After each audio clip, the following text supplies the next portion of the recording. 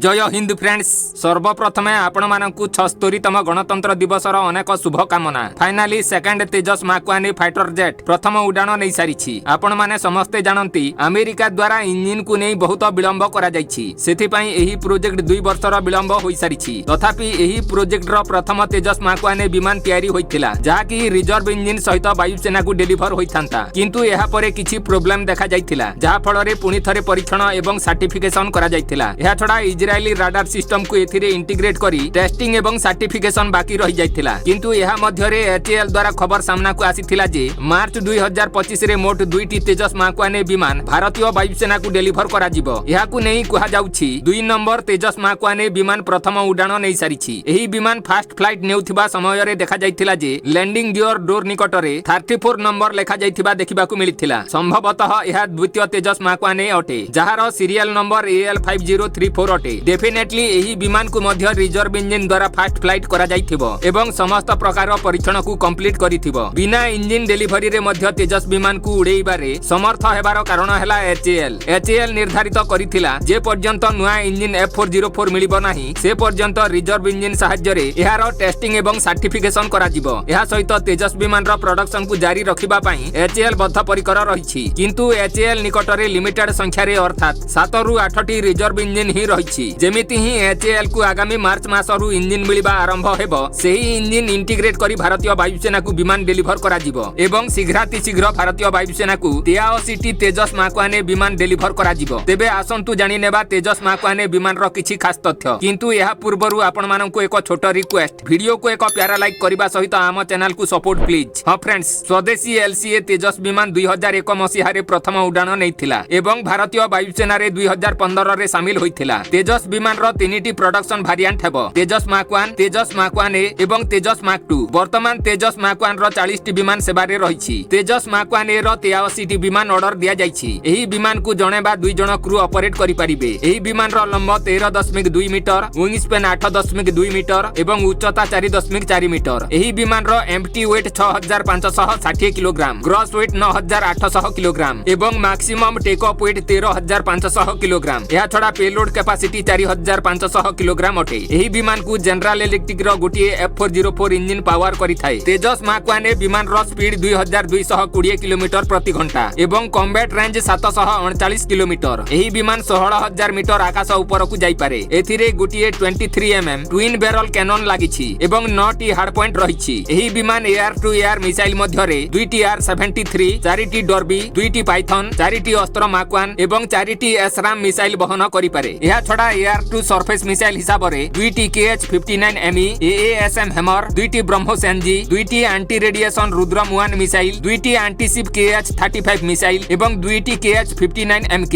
एहा व्यतीत बम्स मध्यरे spike, HSLD, DRDO glide bombs, DRDO 100, Tara एवं AL Tariq, laser guided bombs, cluster munition एवं अनगाइडेड बम्स आदि बहन करि पारे। एमिति डिफेंस रिलेटेड वीडियो प्रतिदिन देखिबा पई आम चैनल को सब्सक्राइब करिबा सहित वीडियो को लाइक शेयर करिबा को भूलंतु नाही। जय हिंद, थैंक्स फॉर वाचिंग।